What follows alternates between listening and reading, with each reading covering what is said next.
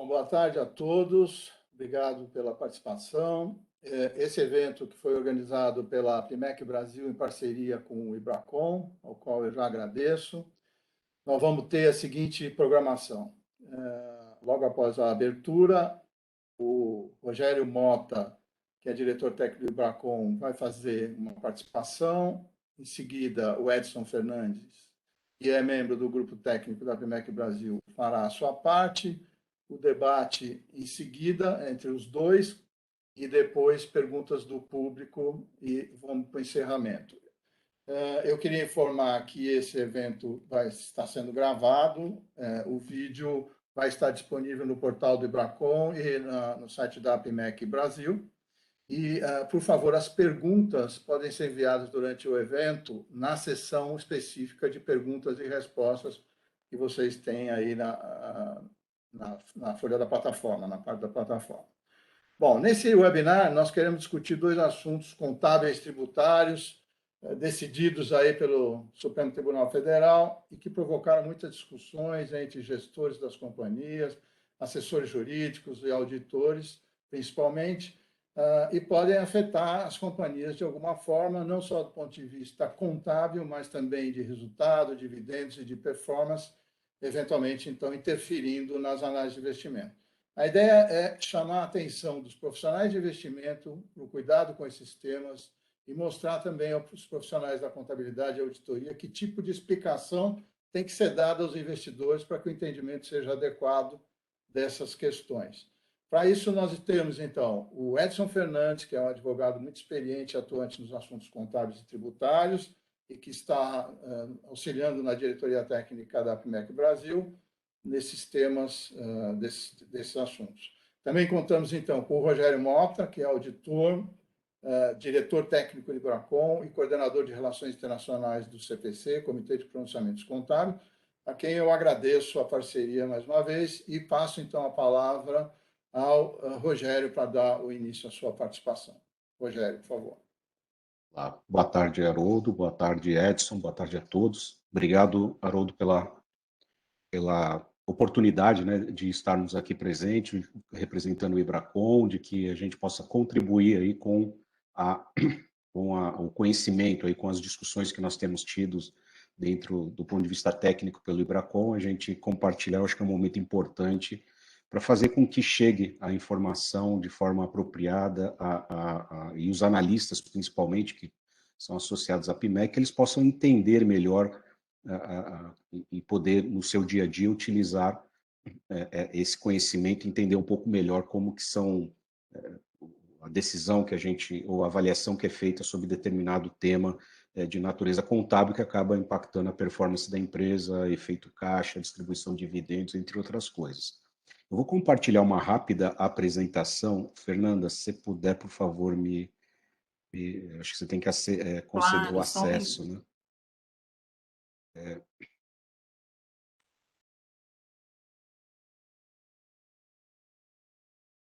Obrigado, Fernanda. Imagina. Então, eu vou compartilhar com vocês uma apresentação para ajudar aqui na explicação. Essa apresentação, embora o webinar tenha como propósito falar de efeitos de contabilização de créditos fiscais para análise de investimentos, nós focamos um pouco mais na decisão. A ideia aqui é debater um pouco mais sobre a decisão recente do STF. Acho que o Edson vai explorar um pouco melhor o aspecto legal, o aspecto do que é o tema, mas de forma resumida, no final de setembro, o STF decidiu sobre uma ação específica que teve a repercussão geral, ou seja, aquele conceito, ou seja, aquela discussão, o tema, ele deve ser, por outras cortes, seguir a mesma orientação do STF para os julgamentos individuais. De forma geral, o que se questionava ali?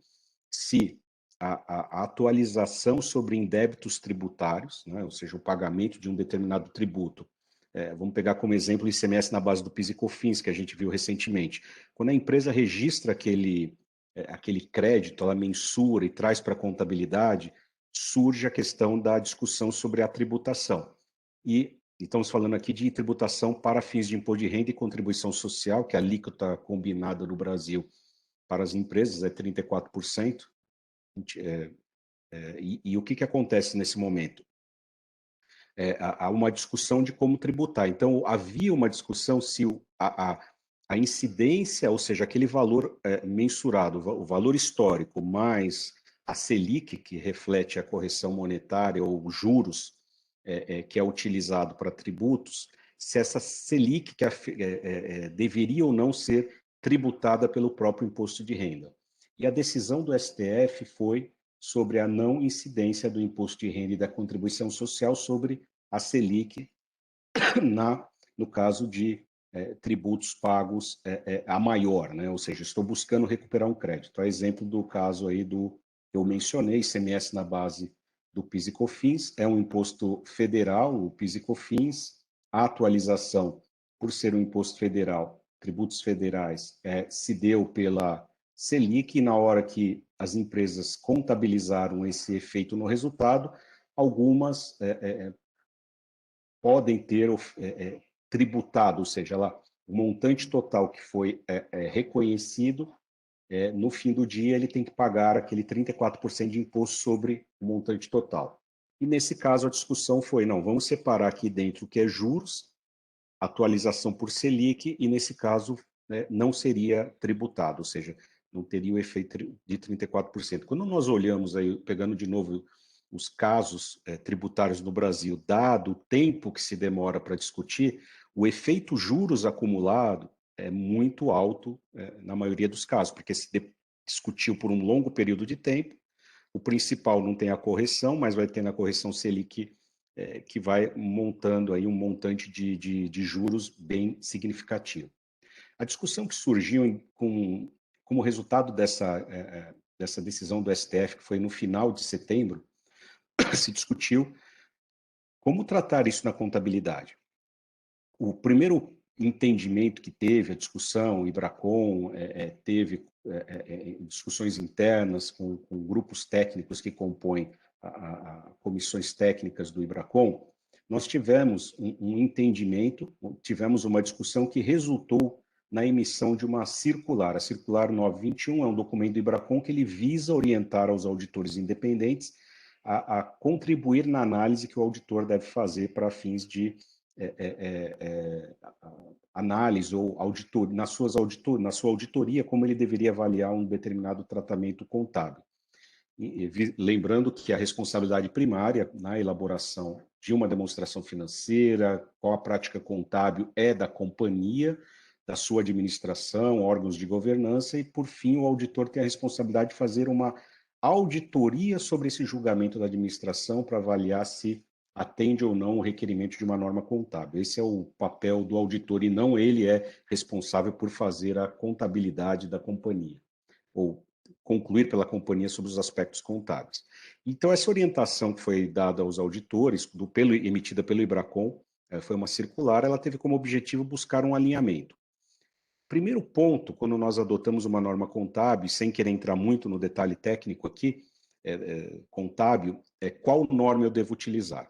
Então, o entendimento do IBRACON, que é a norma IFRIC 23, que é uma norma, uma interpretação, né, emitida por essa entidade, e o ICPC, que também é uma interpretação do CPC, o Comitê de Pronunciamentos Contábeis, eles determinam que toda avaliação de um tratamento fiscal envolvendo imposto de renda, e aí no caso do Brasil entra a contribuição social, porque para fins de analogia com o imposto de renda, ela tem característica muito próxima, a base dela é o lucro, né? Então a gente trata imposto de renda e contribuição social substancialmente como a mesma coisa para fins contábeis.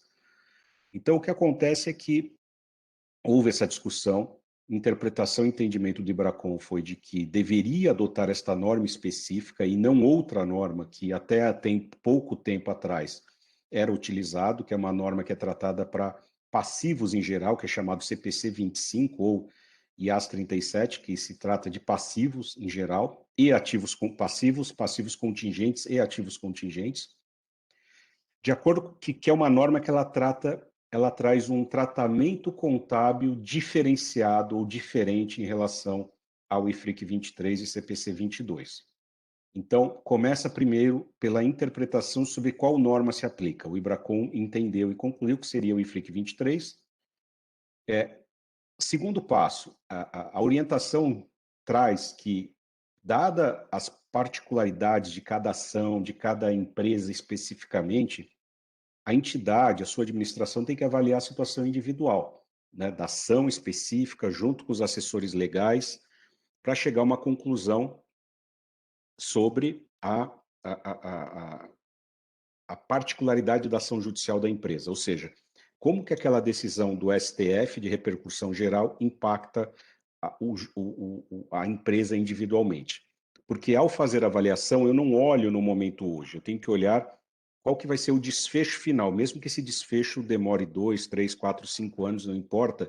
Ao fazer a avaliação, a empresa tem que avaliar lá na frente, na hora que ela tiver a ação dela julgada, ela vai ter o benefício tributário, ela vai ter direito a esse crédito, então ela faz uma avaliação, e essa avaliação, de novo, de acordo com a norma contábil, ela vai avaliar se é mais provável do que não de que aquele tratamento que ela está dando vai ser aceito.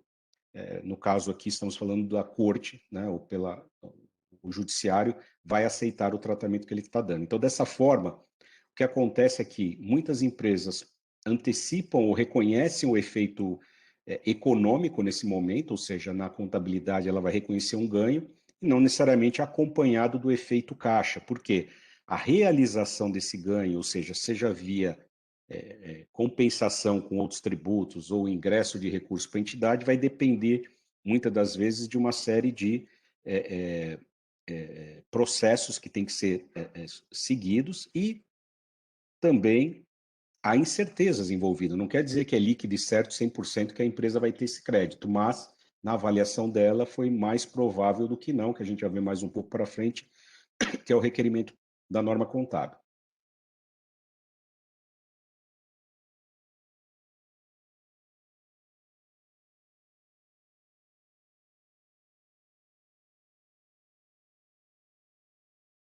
Ele deu uma congeladinha. Ver se ele volta.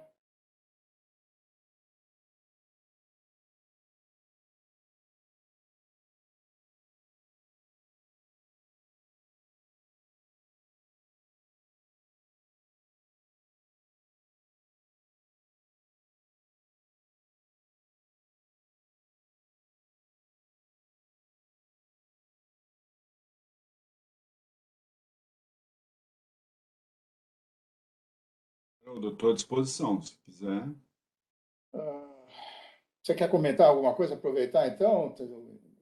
Tá, então, enquanto o Rogério não volta, ele estava falando exatamente da questão de qual norma é aplicável, né, e que o IBRACON entendeu que era a norma do imposto de renda. Então, nesse caso, qual a diferença, né, dessa discussão se é a norma de contingência, de ativo contingente, ou se é a norma do imposto de renda? É que a norma de ativo contingente diz que é no provavelmente certo é que se reconhece um ativo contingente. E na norma do imposto de renda fala em provável. Então, se a gente pegar aquela classificação de risco e de êxito, né, de probabilidade, a gente tem o remoto, o possível, o provável e o praticamente certo, né? Então, pela regra... o Rogério voltou. Então, eu deixo ele seguir. Segue aí, Rogério. Oi, Haroldo. Agora eu acho que eu acho que eu voltei aqui, eu devo ter caído e voltei. Então, pode retomar. Vou seguir aqui. Tá. Então, o primeiro ponto que eu estava compartilhando aqui com vocês podem ver minha apresentação, né? Sobre o tratamento contábil, estou fazendo de novo um paralelo com o caso do ICMS na base do PIS e COFINS, por se tratar de um tema bastante relevante, né? E com impacto bastante importante para as companhias. Então, esse tratamento contábil, ele foi mais criterioso, ele foi mais rigoroso para se reconhecer o momento do reconhecimento, porque aqui a gente tratava como estando dentro de uma norma, que era o CPC 25, e ali sim ele tinha aquele conceito de ativo contingente, onde ele requer que um virtualmente certo, ou seja, praticamente certo que a companhia vai ter o benefício, enquanto o IFRIC 23 ele não faz diferença para o ativo e para o passivo, ele fala de tratamento tributário, ele requer que o tratamento tributário seja mais provável do que não, que será aceito pela autoridade tributária, que no caso brasileiro se inclui inclusive o STF nesse conceito. Tá? Próximo passo, antecipei um pouco essa apresentação, ou seja, o IFRIC 23, CPC 22, ele fala de tratamento tributário específico para imposto de renda. Se eu estiver falando de PIS, COFINS, ICMS, eu vou para o CPC 25. E aqui ele fala que o tratamento tributário precisa ser considerado more likely than not para ser aceito. Né? E aí, no caso, não importa se é um ativo ou um passivo, a companhia vai considerar, refletir os seus efeitos na contabilidade, utilizando essa barra do more likely than not. Outra coisa importante é o envolvimento, a utilização de estimativas, ou seja, para a companhia avaliar se vai ser mais provável do que não, se o tratamento contábil vai ser aceito, ela precisa fazer uma avaliação. E essa avaliação requer o quê? Julgamento, estimativa, inclusive envolvimento de especialistas, advogados que vão assessorar a companhia ou auxiliar a companhia na avaliação e no seu julgamento. Tá?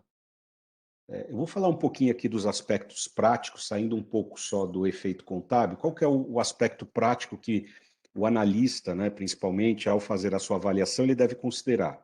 Muitas das vezes a contabilidade busca o efeito econômico, ou seja, reconhecer tempestivamente o evento econômico nas demonstrações financeiras. Ao passo que o efeito caixa ele pode ocorrer num segundo momento, não necessariamente naquele mesmo momento. E isso, obviamente, o momento em que esse evento econômico vai produzir um efeito caixa para a companhia, seja via ingresso de recursos, ou seja via redução de pagamento de tributos, por exemplo, porque eu posso fazer uma compensação financeira, o momento, o tempo que isso vai demorar, ele deve ser divulgado, a expectativa, pelo menos da companhia, o ideal é que ela divulgue qual é a expectativa que ela espera realizar ter esse caixa ou ter o benefício do efeito econômico se materialize de forma em caixa ou de forma financeira. Isso vai depender um pouco também da estratégia jurídica da companhia, ou mesmo quais são os processos normativos que ele tem que seguir, porque isso pode ser que atrase ou demore para ele ter a realização financeira. Então, isso é importante porque o efeito caixa ele pode não acontecer no mesmo momento. Outra coisa importante também é que este eventual crédito tributário que a gente está discutindo, ele não seria tributado pelo IR, pela contribuição social e pelo imposto de renda, e o Edson pode entrar um pouco mais em detalhe, porque nós estamos falando de registrar o benefício tributário do próprio imposto de renda. Né? Então, na hora de fazer a sua conta em termos de caixa, você não vai fazer o desconto dos 34% que usualmente se faz, porque o efeito lá no lucro líquido da companhia seria, salvo eventual particularidade, ele não seria tributado pelo próprio imposto de renda e contribuição social. E por último, né, um aspecto prático, eu não vou me entrar muito no detalhe, o Edson vai explorar um pouco melhor, ainda mais do aspecto legal. Uma vez reconhecido o efeito econômico, eu tenho base de lucro e esse lucro ele é sujeito à distribuição.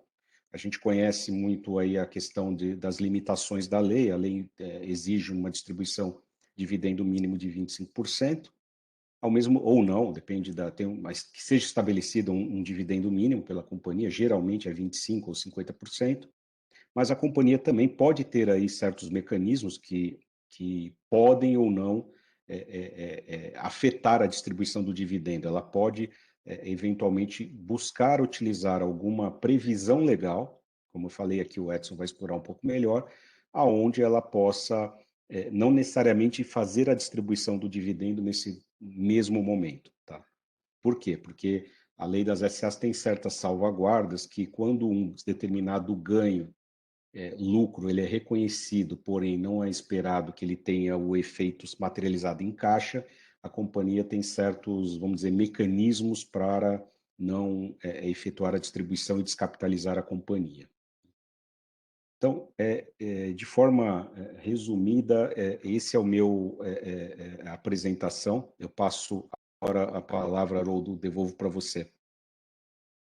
Obrigado, Rogério, por enquanto.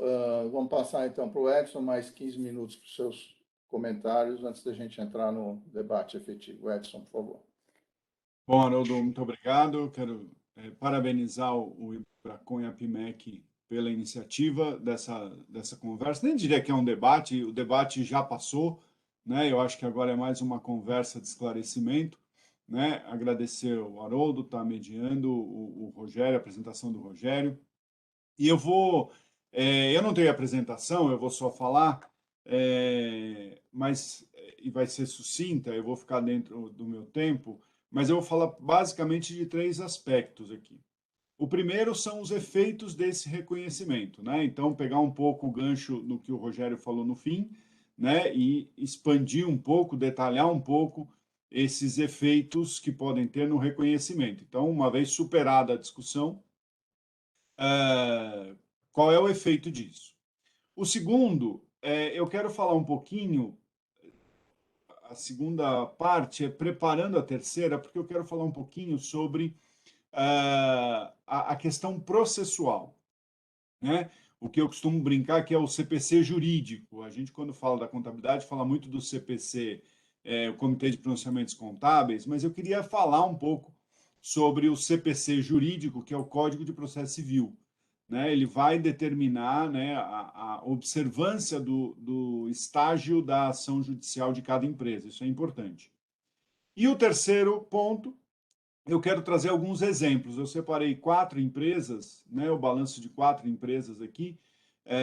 Se eu conseguir depois compartilhar, vai ser ótimo. Se não, eu falo e eu leio o que está escrito ali nas notas explicativas do terceiro trimestre. Bom, em primeiro lugar, os efeitos desse reconhecimento, né? Então, o Rogério começou falando da parte do lucro, e aqui é bom que fique esclarecido, né, que a última linha da DRE muda, né, melhora. Então, eu tenho um lucro líquido, né, aquele que é passível de deliberação pelo acionista, ele vai aumentar com esse reconhecimento, porque eu estou reconhecendo um ativo, logo eu tenho esse efeito de aumentar o meu resultado. Mas esse aumento se dá na linha do imposto de renda, como o Rogério já comentou. Então, apesar dele ser lucro contábil, ele não é base de EBITDA, né? Então, está fora. Se eu tiver alguns efeitos com base em EBITDA, seja remuneração variável, seja algum covenant, alguma dívida sobre EBITDA, coisas do tipo, não melhora o EBITDA. Ele melhora o resultado, mas não melhora o EBITDA. Né? Esse é um ponto importante porque é uma questão de análise a ser feita. Pensando no lucro efetivamente, então o primeiro efeito que vem à cabeça é a questão da distribuição de dividendos. E aí nós temos que combinar o que está acontecendo na demonstração do resultado com o que diz o estatuto da companhia.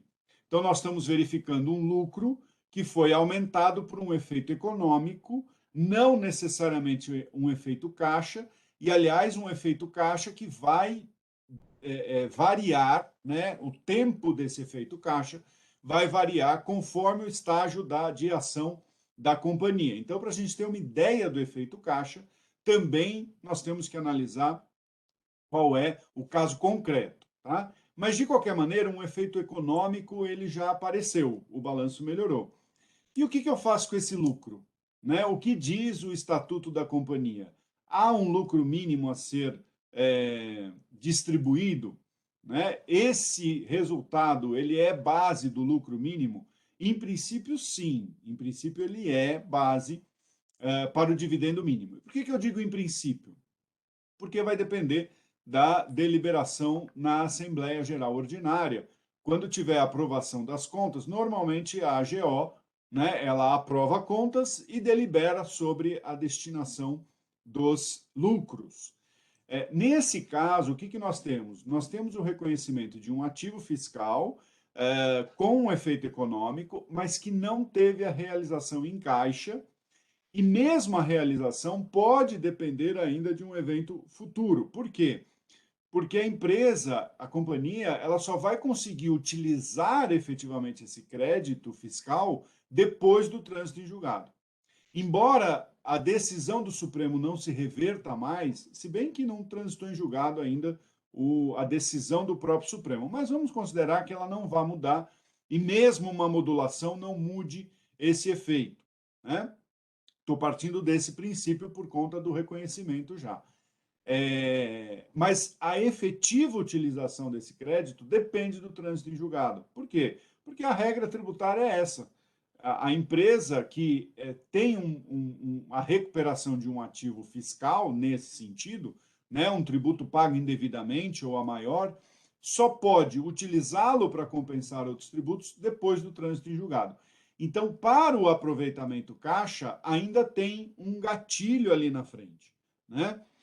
Isso quer dizer que não foi realizado do ponto de vista de liquidez e certeza, vamos dizer assim, né? Ele já está sendo reconhecido, mas ele ainda não foi liquidado em termos de liquidez e certeza. A Assembleia, então, os acionistas, eles podem deliberar, né, transferir esse valor para uma conta chamada reserva de lucros a realizar. Essa conta, ela não impede o dividendo mínimo, o cálculo do dividendo mínimo obrigatório, mas ela retém o dividendo mínimo obrigatório, né? Então, é diferente. Uma coisa, por exemplo, é a reserva legal, reserva para contingência, que essas reservas, elas reduzem o dividendo mínimo obrigatório. A reserva de lucros a realizar, ela não mexe no cálculo. O cálculo vai ser feito 5%, 10%, 15%, 25%, 50%, não sei, depende do estatuto da companhia, de quanto é o mínimo obrigatório, mas ele não será distribuído, só será distribuído quando efetivamente realizado. Então vai ficar lá paradinho até a efetiva realização. Por que isso é uma medida que deve ser considerada? Porque é uma forma de preservar o caixa da companhia. Porque esse valor não foi realizado em caixa ainda, como o Rogério muito bem colocou, né? Então, é preciso que os sócios avaliem o que eles querem fazer com esse valor, se eles já querem distribuir ou se eles querem reter. Então, é possível desde que tenha aprovação da Assembleia Geral Ordinária. Um segundo efeito bastante relevante é a questão de cumprimento de covenant, né? Então, se eu tiver covenant relacionado a endividamento, por exemplo, ele melhora, né? Por quê? Porque eu tenho um aumento do patrimônio líquido, já que eu tive um lucro maior, né? Se eu tiver um endividamento baseado, né, um índice de alavancagem baseado no PL, por exemplo, ele vai aumentar. Então, eu estou cumprindo esse covenant, né? Se eu tiver algum covenant relacionado à liquidez, é mais difícil, né? Porque eu não vou ter isso no curto prazo, provavelmente esse ativo não estará no curto prazo, a depender, de novo, da decisão de cada empresa, pode ter empresa que tenha isso no curto prazo. Então, isso vai melhorar o índice de liquidez. Então, para o cumprimento de algumas cláusulas contratuais, esse reconhecimento também favorece, tá? Então, ele aumenta lucro e, com isso, traz todos os efeitos jurídicos contratuais, vamos dizer assim, societários e contratuais, desse aumento de lucro. Muito bem. Eu falei bastante nessa primeira parte dos efeitos, no sentido de que é importante analisar em que situação está a ação judicial específica da companhia. Então, eu estou analisando uma companhia, cheguei na nota explicativa, normalmente na do imposto de renda, vai ter uma informação lá sobre essa discussão judicial. Pois bem, como que está? Por que eu digo isso? Porque essa tese, a não incidência de imposto de renda e contribuição social sobre o lucro sobre a taxa Selic, né, a variação monetária, vamos dizer assim, dos tributos, era contrária aos contribuintes. Até o Superior Tribunal de Justiça, o STJ, que é a penúltima instância, vamos dizer assim, essa tese era desfavorável. Então, tem muitas empresas que têm decisão desfavorável. decisão de primeira instância, decisão de segunda instância desfavorável. Mas tem algumas que já têm decisão favorável. E por que isso é importante? Para ver qual é o efeito. Aquelas companhias que têm uma decisão favorável já, ainda que de primeira instância ou de segunda, ela não precisa fazer mais nada. Ela tem que esperar o trânsito em julgado da decisão do Supremo e depois peticionar, provavelmente, só para não deixar esquecida essa ação lá, e esperar o trânsito em julgado da própria ação. Ela não precisa fazer mais nada. Agora, para as companhias que têm uma decisão inicial, primeira ou segunda instância, desfavorável, não basta ela esperar. A decisão do Supremo vale? Vale. Só que ela não vale automaticamente.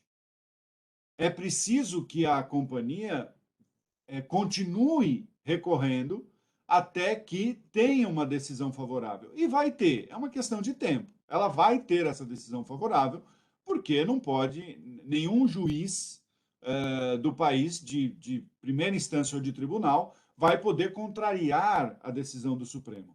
Mas esse juiz precisa dar uma decisão, né, favorável, ou reverter a primeira, não sei. Em algum momento dentro do processo, precisa ter a decisão favorável.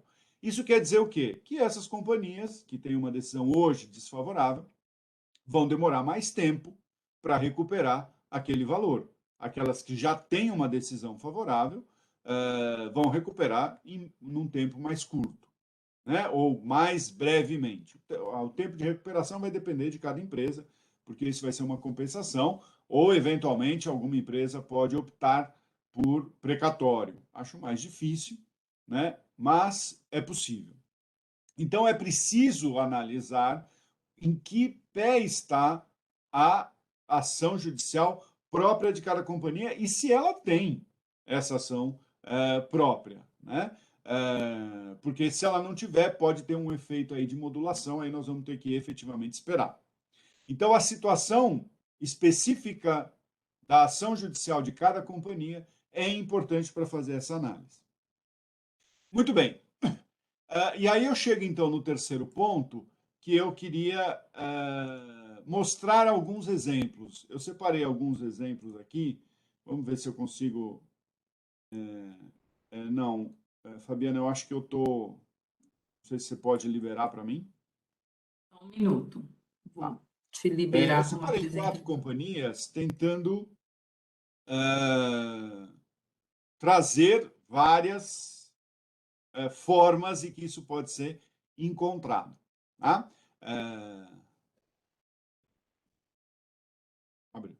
Então, vamos lá. Deixa eu compartilhar aqui. Então, essa primeira companhia aqui, vocês estão vendo a minha tela, né? Não é um PowerPoint, porque eu estou mostrando a publicação na própria internet. Esse primeiro exemplo aqui é da Klabin. E a Klabin, o que ela está dizendo? Ó, ela vai explicando, em 23 de setembro, o Supremo julgou a taxa Selic, a companhia impetrou mandado de segurança, sobre ganhos que foram favoráveis à companhia. Diante desse cenário, na medida... Deixa eu só tirar isso aqui daqui. Diante desse cenário, na medida em que a probabilidade de êxito a favor da companhia, em decorrência da decisão do STF, com base em CPC 32 e CPC 22, o que o Rogério tinha comentado, a companhia procedeu ao registro de 130 milhões. Tá? E depois explica aqui que tem que esperar o trânsito em julgado para poder usufruir desse direito, e é o que eu já tinha comentado. Mas aqui a gente tem 130 milhões diretamente no resultado. Né? Então, houve o registro no resultado, na linha de imposto de renda da Klabin de 130 milhões. Esse aqui já está mostrando, é da Magazine Luiza, e aí diz, em 24 de setembro, a decisão do Supremo, com repercussão geral, reconhecida, blá, blá, blá, em razão da decisão do STF, a companhia realizou a exclusão permanente de tais valores nos termos do ICPC 22. Olha que interessante aqui. Aqui, o que aconteceu? Já teve a exclusão, não sei se está pintando aí. Bom, já teve a exclusão do imposto. Então, o que ela fez? Ela viu tudo que ela tinha de taxa Selic que ela recebeu de débitos anteriores. Aqui, basicamente, ela está falando de PIS e COFINS, e já fez a exclusão no imposto de renda. Então, o imposto de renda desse ano, quer dizer, do ano passado, né? A gente sempre está um ano para trás, desse ano de 2021, já vai estar, o imposto de renda está menor, em 174 milhões, né? De base, porque foi assim que a Magazine Luiza reconheceu esse valor. E coloca lá o IFRIC 23, aí o ICPC 22, a mesma coisa. Aqui é Ambev, se eu não me engano, aqui é Ambev. A Ambev, ela já vai explicar um pouco diferente, porque ela vai dizer, olha, quanto que foi o valor? 754 milhões. O que ela fez? Em 24 de setembro, tá, de novo, aí ela veio e disse aqui, consequentemente, no terceiro trimestre de 2021, foi realizada a reversão de IRCS diferidos, calculados sob Selic, que compunham a parcela de crédito reconhecido em razão do julgamento, essa aqui é a exclusão do CMS na base de PIS e COFINS, né? Que é provavelmente o maior valor das empresas. Então, aqui na Ambev, onde que nós vamos ver isso? Nós vamos ver numa reversão do IR diferido, né? Porque ela devia ter uma provisão, alguma coisa nesse sentido, ela já reconheceu isso como ganho. E aí tem a explicação. E o último exemplo que eu quero trazer, antes das minhas conclusões, Haroldo, já estou acabando, é da Vale. Então, o que a gente pode ver? A gente pode ver uma receita numa outras receitas, a gente pode ver uma exclusão no imposto de renda, a gente pode ver uma reversão do diferido e a gente pode ver nada.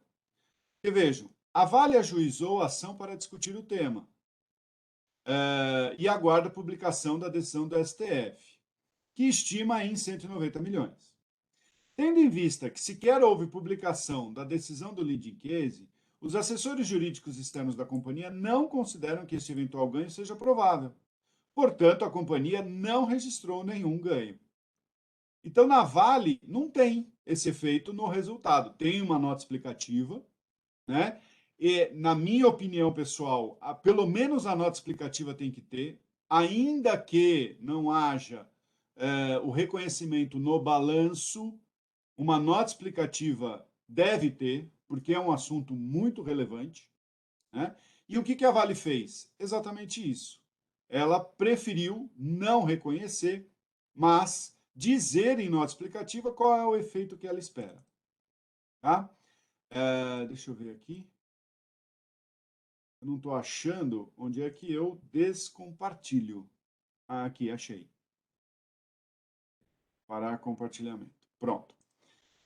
Bom, então, vejam, é um efeito relevante para a companhia, é algo que tem que ser considerado na análise do balanço, vai ter que ser levada a decisão da Assembleia Geral, porque o que nós vamos fazer com esse lucro, né? Nós vamos tributar ou não, tributar não, nós vamos distribuir ou não vamos distribuir, vamos manter em conta de reserva de lucros a realizar. Então, tem vários efeitos. A última coisa que eu queria chamar a atenção é o seguinte. Durante toda essa discussão que houve, do fim de setembro até agora, né, e vai continuar um pouquinho, porque as companhias vão publicar agora o quarto trimestre. Então, por exemplo, a da Vale, ela não publicou no terceiro TRI, mas no anual talvez mude essa posição, né? Eu sei de companhias que conseguiram chegar no meio termo com a auditoria e não ter esse valor reconhecido no terceiro TRI, mas que talvez acabem reconhecendo no fechamento anual. Então, nós temos que esperar a próxima safra de balanços aí para ver o que aconteceu. Mas o foco ele tem sido na chamada tese do século, na exclusão do CMS da base de PIS e COFINS. Só que essa ação da Selic não vale só para isso. A exclusão da Selic do imposto de renda vale para qualquer recuperação de crédito tributário, de crédito fiscal. E não só no caso de decisão judicial. Né? Porque é possível se recuperar um valor que tem a Selic, que seja corrigido por Selic num crédito fiscal que não seja de ação judicial, seja de uma reversão, de um pagamento a maior que aconteceu, de um reconhecimento da própria Receita Federal, eventualmente um ganho de um auto de infração, que houve o pagamento. Então, assim, qualquer discussão sobre tributo federal que tenha Selic entra nessa discussão. As empresas têm focado no ICMS na base de PIS e COFINS. Por quê? Porque é o maior valor dos últimos tempos, né? Mas eu posso ter situações específicas. Coisa de 3, 4 anos, talvez, as empresas de açúcar e álcool ganharam o IAA, que é um valor relevante e que está também também incidência de Selic, né? Como é que a gente vai fazer nisso? E tem discussões reflexas. Por exemplo, recuperação de um imposto estadual, de um imposto municipal, que tenha sido também atualizado por Selic, né? Como é que eu vou tratar isso? Então, vejam, é um assunto bastante relevante, bastante material. É difícil uma companhia que não tem esse valor como material, né? Porque abrange várias coisas. Então, na hora de analisar o balanço, ficar atento com a nota explicativa do imposto de renda, porque provavelmente é lá que a gente vai verificar esse efeito. Bom, Haroldo, eu acho que como considerações iniciais, como essa apresentação inicial, era o que eu tinha a comentar e estou à disposição para as dúvidas e tudo mais. Muito obrigado. Obrigado, Edson. Vamos fazer o seguinte, eu vou passar para o Rogério fazer alguns comentários em cima do que você colocou, para a gente, então, ir para algumas colocações, algumas perguntas que nós temos aqui, tá? Rogério. Perfeito. Bom, primeiro, acho que o Edson fez uma excelente apresentação, entendo que fez uma excelente apresentação, expôs aí os aspectos, a complexidade, né, Edson, que não é, concordo com você, eu mesmo foquei no ICMS na base do PIS e COFINS, mas é qualquer causa que entre dentro dessa definição que foi julgada pelo Supremo. Também é importante destacar que a decisão do Supremo fala sobre indébitos, né, tributários, me corrige, Edson, mas pode haver discussões sobre desdobramentos do qual é a definição desse indébito. Será que um depósito judicial que eu tenha feito e que é corrigido por Selic, eventualmente, cai nessa definição? Então, por isso que nós enfatizamos na circular do IBRACON, e aqui eu tentei falar sobre a importância da avaliação individual de cada caso, né? Isso é muito importante. Outro comentário também que é importante, só para todos entenderem, e aqui falando um pouco na visão do auditor independente, como eu falei lá atrás, a responsabilidade é da companhia, o auditor ele entra no segundo momento para confirmar se aquele tratamento contábil atende aos requerimentos da norma. O auditor ele também trabalha com a questão da materialidade, né? Ou seja, ele faz uma avaliação se aquele número ou aquela transação ela é material, ele vai dar o tratamento, do contrário, ele não vai dar pode ser até que esteja, vamos dizer, não correto, ou esteja de forma divergente, mas por se tratar de um número não significativo, o auditor não vai necessariamente, se não tiver aspecto qualitativo ou quantitativo, eventualmente mudar a opinião ou fazer um volume de testes muito maior do que seria esperado. Exemplo da divulgação da Vale, eu não sou auditor, não conheço detalhes do trabalho de auditoria da Vale, mas pelo número que foi divulgado, né, e eu tinha notado, me parece que não é um número considerado especificamente aquele valor divulgado material para a Vale, mas como o Edson colocou muito bem, pode ser que tenham outras causas, né, de períodos passados que seriam considerados. Uma coisa importante também que nessa avaliação as empresas devem considerar é a potencial modulação do STF, né? Isso é muito importante, porque aquela empresa que ainda não teve o trânsito julgado, ela tem que considerar a modulação do STF vale para todo mundo daqui para frente, ou vai ter algum tratamento diferenciado? O que nós temos visto aí, pelo menos esse foi o entendimento naquela discussão do ICMS na base do PIS e COFINS, e que a modulação seguiria um formato que acabou se materializando, que é privilegiando aqueles contribuintes que tinham ingressado com uma ação judicial antes da data da decisão do Supremo, ou seja, esses contribuintes tiveram o direito resguardado 5 anos anterior ao ingresso da ação. ao passo que aqueles contribuintes que ainda não ingressaram, se for seguir esse formato de modulação, vai ser um benefício prospectivo a partir de setembro de 2021. Passo a palavra para o Edson. Esses são os meus comentários, Haroldo. Eu acho que o Edson fez já uma super abrangente exposição com exemplos interessantes. Nós temos mais ou menos o tempo necessário para aquelas perguntas que nós guardamos. Então, Edson, eu vou seguir aqui e pediria que vocês fossem bastante sintéticos, então, nas respostas. Nós temos aqui temos uma algumas questão... aqui. Oi, fala. Quer responder? Tem algumas que apareceram aqui no bate-papo. Eu vou ler a do Ricardo Rodil, e vocês veem quem quer responder, ou se os dois querem comentar.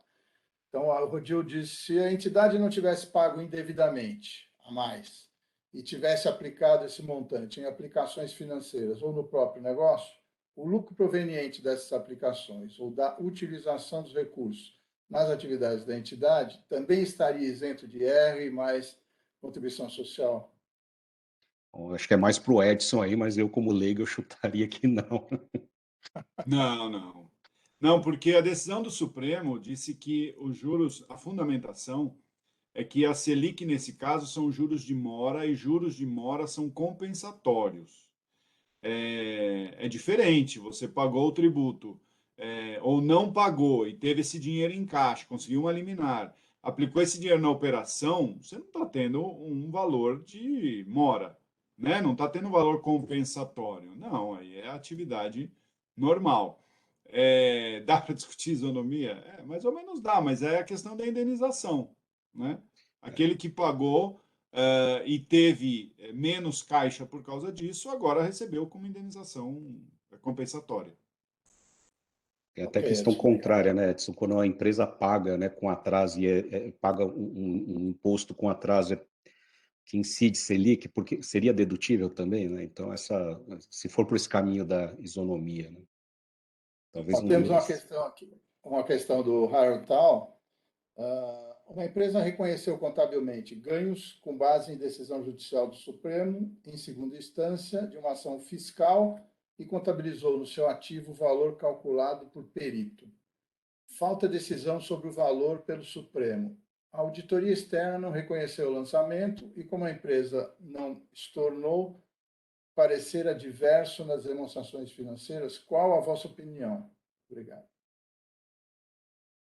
Acho que eu posso comentar aqui, Haroldo, acho que a questão aí precisaria um pouco mais de detalhes, né? Lembrando que a responsabilidade é da companhia, a companhia calcula e apura se o auditor, e geralmente, como o Edson colocou muito bem, o Supremo ele não define valor. Eu acho que nesses casos de matéria tributária não há uma arbitragem do valor. Se discute a tese, depois cabe ao contribuinte demonstrar o cálculo e apresentar, eventualmente, para a autoridade tributária, correto, Edson? Então, nesse caso, eu vou pegar no caso concreto que a gente está discutindo. Imagina que a companhia tem que ter uma memória de cálculo, tem que apurar, o auditor vai lá e confere. A questão se o auditor vai ressalvar ou não, e a questão de ser adverso ou não, é tudo uma questão de avaliar, julgamento, quantificar para ele saber se aquele... que a gente fala opinião adversa é quando eu tenho uma ressalva sobre uma informação que levaria a um ajuste de magnitude tal que distorceria a demonstração financeira. Então, assim, tentando resumir uma análise mais complexa e longa, eu acho que tem que avaliar o caso específico, né? Mas eu não creio que necessariamente o perito ou o STF é que vai definir esse valor. Isso, geralmente, em matéria tributária, é um cálculo suportado pela própria companhia, pelo menos é os casos que eu conheço, com certas exceções, né? Não, é isso mesmo, Rogério. Especialmente nesse caso, o Supremo não se debruçou sobre o valor e nem vai, né? Eventualmente, o que pode acontecer é a Receita Federal depois não concordar com o cálculo. Isso. Mas quem vai fazer isso é a Receita Federal já na sede de compensação. Até lá, é a companhia suportada, pode ser um cálculo interno, não precisa necessariamente ter um perito, mas se você quer mais confiança, me parece que um perito até traz essa confiança, Tá. né? Mas o Supremo realmente não interfere no valor, não. Pelo menos não nesse caso. Em termos práticos, eu não tenho visto evoluir para esse caso. O que se discute geralmente é registrou ou não registrou, até porque os valores seriam só quando a empresa também não tem controle, não consegue apurar. Aí sim o auditor poderia ir para uma linha de uma ressalva. Uma ressalva, nesse momento, faz tempo que a gente não ouve muito falar de ressalva. O ressalva é uma modificação, porque o auditor, o que ele faz? Né? Fazendo aquela segregação. Ele é independente. Quem prepara a demonstração financeira é a companhia, tem seus governança, que faz aprovação, e o auditor, ele faz o quê? Ele faz os seus procedimentos de auditoria e, no final, ele emite um relatório onde ele pode concluir ou não que aquelas demonstrações atendem a determinada, vamos dizer, prática contábil, framework contábil. No Brasil, a gente fala do IFRS e práticas adotadas no Brasil. Que a gente imagina aquela questão dos aspectos muito particulares, em que, de repente, a visão da gestão é uma e a do auditor é outra, e isso pode acabar, mesmo assim, numa ressalva, né? Em termos práticos, né, Haroldo, falando de uma companhia aberta, que é um grande público aqui, né, acho que da utilização da PMEC, do público da PMEC, eles muito mais voltado para a companhia aberta, a CVM, quando isso acontece, infelizmente acontece, a CVM ela abre um processo para analisar e no final do dia ela vai entender e assim ela vai buscar uma solução, certo? Se ela entender que a companhia não está correta, ela vai pedir que a companhia reapresente as demonstrações financeiras, contábeis, refletindo aquela informação. Isso tem sido, vou dizer que sem entrar muito na questão de normas, é o que tem sido a experiência prática nossa, né? Que a CVM ela tem esse protocolo, né? Ela vai buscar entender. Falando em CVM, não tem nenhum posicionamento, né, da CVM sobre isso que a gente está discutindo aqui hoje. O que a gente espera que a CVM, de alguma forma, não posso falar por eles, mas a gente espera que, de alguma forma, ela considere esse fato no ofício de encerramento, né? Que usualmente a área técnica da CVM, a SNC, costuma emitir em conjunto com a área de superintendência de acompanhamento de empresas. E ainda não foi publicado, né? Então, acho que é difícil a gente saber qual a visão da CVM nesse momento. Não, e esse é um ponto interessante, né, quando a gente fala de ressalva, nesse caso específico, né, não vou entrar no geral, nem ao foco aqui, mas nesse caso específico, porque, como eu comentei, o registro desse ativo, ele melhora o relacionamento com sócios, com investidores, com credores, né, porque é o reconhecimento de um ativo. E é um reconhecimento de um ativo que não é tributado pelo imposto de renda, obviamente, porque nós estamos exatamente discutindo o imposto de renda. Mas, paradoxalmente, se a companhia tiver uma posição diferente do auditor e não se chegar num acordo a ponto de haver a ressalva, essa ressalva pode prejudicar investidores, porque eu posso ter investidores institucionais que não podem investir em empresas que têm um balanço ressalvado, e pode prejudicar, inclusive, o relacionamento com credores, porque eu posso ter o vencimento antecipado de dívida por conta dessa ressalva. Então, é uma situação bastante assim, diferente, né? Porque é uma ressalva por não ter beneficiado os investidores e os credores. Então, é algo bastante relevante, como eu falei, em termos de efeitos.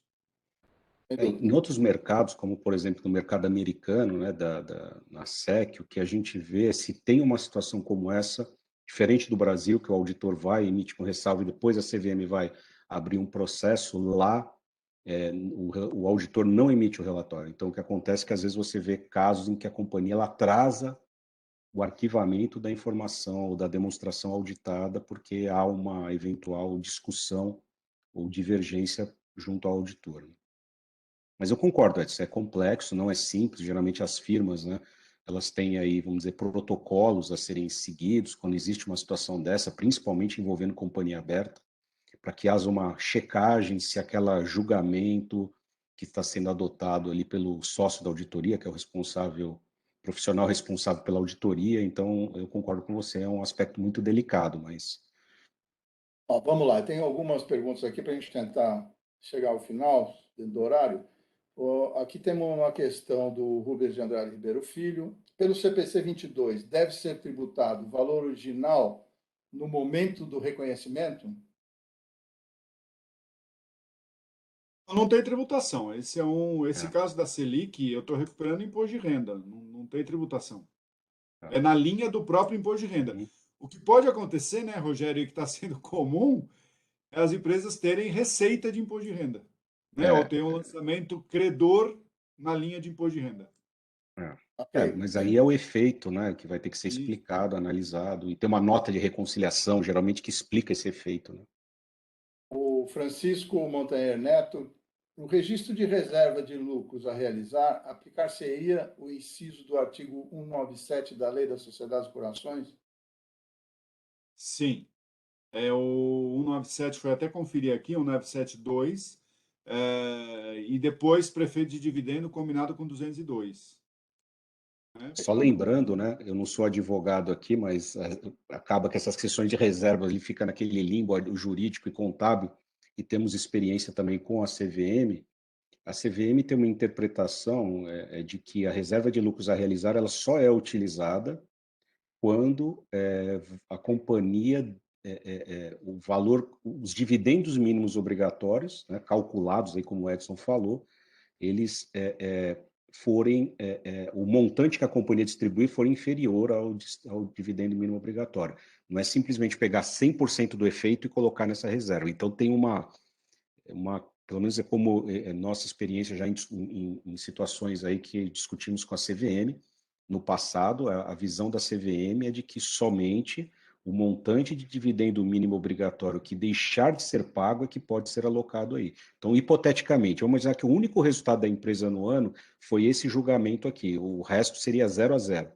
Então, se a companhia deu um lucro de 1 milhão e ela distribuiu 0 de dividendos, porque era o único ganho que ela tinha, que ela só pode colocar na reserva de lucros a realizar o equivalente ao dividendo mínimo obrigatório. O restante vai ter que ser alocado em outras reservas. Né? Só para lembrar, porque geralmente, como essa reserva ela não é tão utilizada, e a gente costuma ver aí esses equívocos de conceito. Né? Não, Rogério, excelente o que você levantou, por isso que eu falei de combinar com 202, né? Porque, como eu falei, reserva de lucros a realizar não é igual reserva de contingência, reserva legal, que você pega o lucro e deixa lá. A reserva de lucros a realizar, você já delibera a distribuição, já tem o mínimo obrigatório calculado, ele só não é distribuído.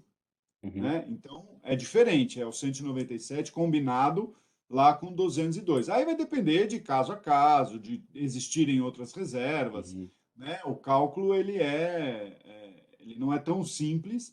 Sim. E ele é particular para cada companhia. Mas é isso, não é uma reserva como as outras, que você destaca Sim. o lucro e põe lá. Né? Tem o cálculo do mínimo obrigatório aí. Ó, nós estamos no horário, mas tem duas perguntinhas.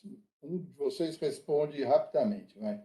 Aqui do Daniel Heinrich. Acreditam que uma entidade sem fins lucrativos que realizou a compensação de créditos tributários já estivesse isenta dessa cobrança de imposto de renda e de contribuição sobre a Selic aplicada aos créditos?